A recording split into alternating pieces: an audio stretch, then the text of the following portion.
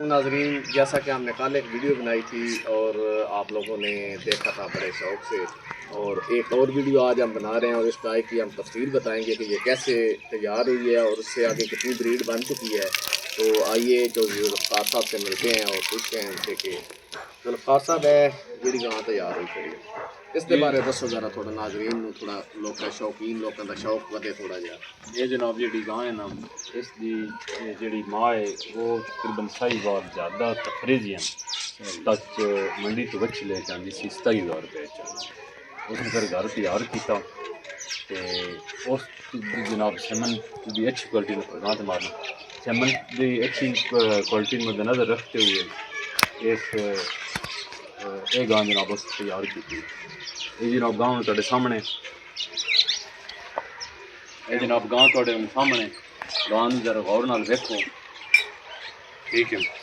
इस गां इसकी जो ऐसी माँ 4.5 लाख की सेल कर दी गई है।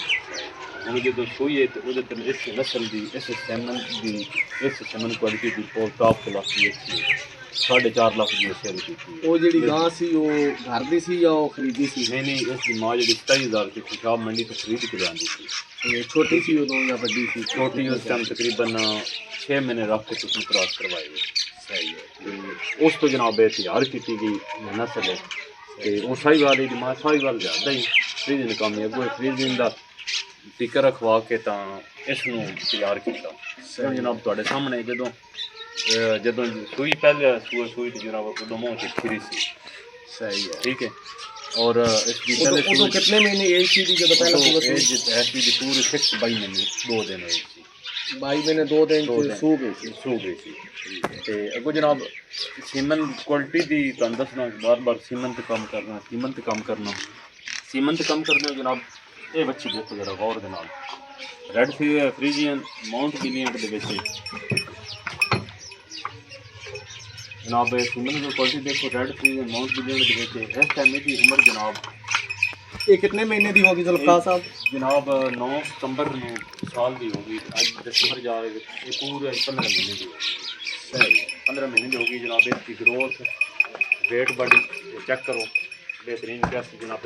मुँह देखो कैसा जनाब माशाल्लाह खूबसूरत बच्ची है और ये सारा सीमन का कमाल है। सीमन कमाल और जनाब हूँ दोबारा इस बाद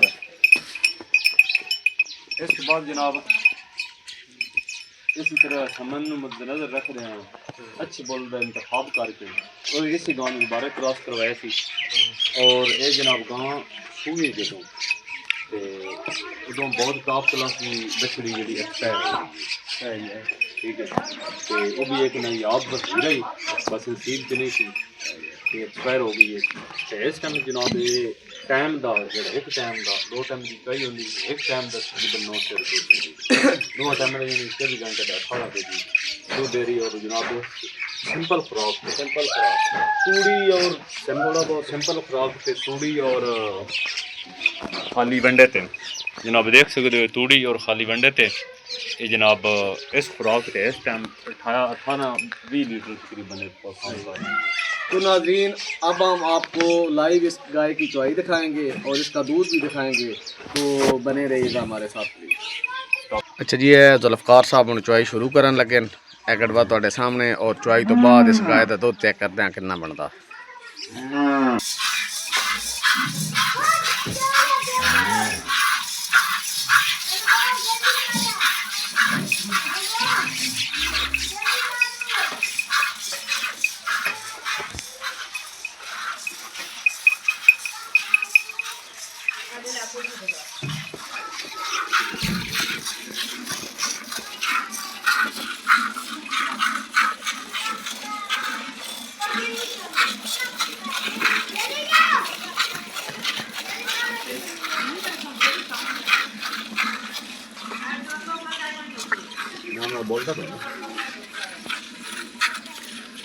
बोलता रहो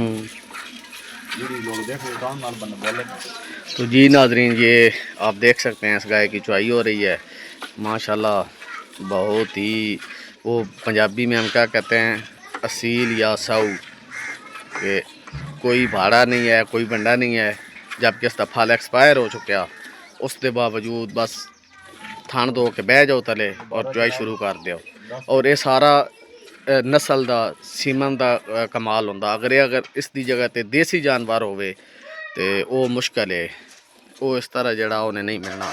ਇਹ ਜਨਾਬ ਇਕਬਾਲ ਸਾਹਿਬ 3 ਨਵੰਬਰ ਨੂੰ ਦੁਬਾਰਾ ਕ੍ਰਾਸ ਹੋ ਚੁੱਕੀ। ਅੱਛਾ 3 ਨਵੰਬਰ ਨੂੰ ਮਾਸ਼ਾਅੱਲਾ ਕ੍ਰਾਸ ਵੀ ਹੋ ਗਈ। ਕ੍ਰਾਸ ਹੋ ਚੁੱਕੀ। ਸਹੀ ਹੈ। ਅੱਜ 29 ਦਸੰਬਰ ਹੈ, 29 ਦਸੰਬਰ मतलब महीना हो गया। ਮਹੀਨਾ ਹੋ ਗਿਆ।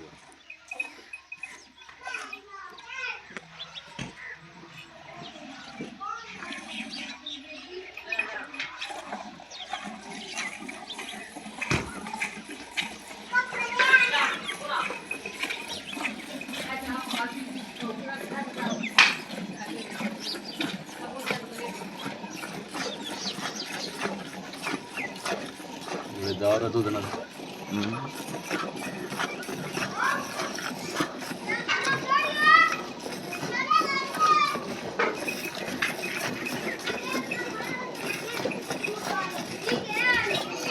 दूध ही ना घाट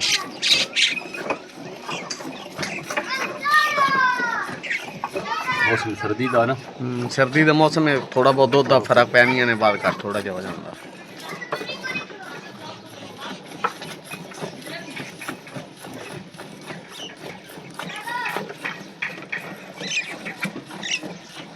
ये जनाब इकबाल साहब 12.5 kg के गड्ढे बने। सही है।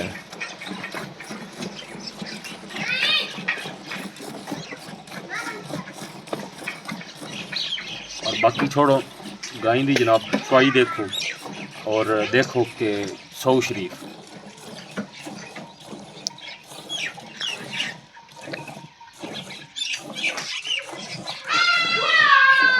ये शाम दी और सुबह दी जेडी चुआई ये सेम टाइम ते है या फर्क है थोड़ा नहीं जिहा? जनाब सेम टाइम तो नहीं फर्क है। सुबह आई तकरीबन 6:30 बजे चुआई की गई। सही तो है। हुण टाइम का अंदाज़ा ला लो 4:45 ना।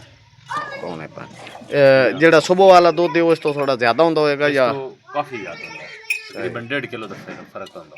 सही। सेम बराबर रखो चुआई दे टाइम ते वो फिर तकरीबन बराबर होंदा दो। वो साढ़े नाज़रीन तकरीबन सारे ही जानते हैं। सही है।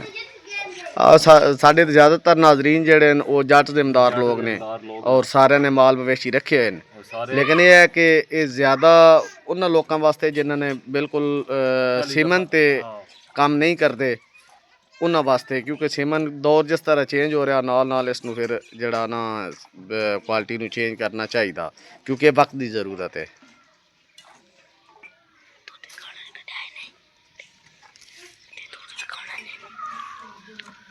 इकबाल साहब दुध कैमरा मारो। माशाल्लाह माशाल्लाह 12 kg गड़वा ने गड़वा तकरीबन ठंडा दूध 9 kg 9 kg प्लस 8 kg तो प्लस सही 8 kg प्लस।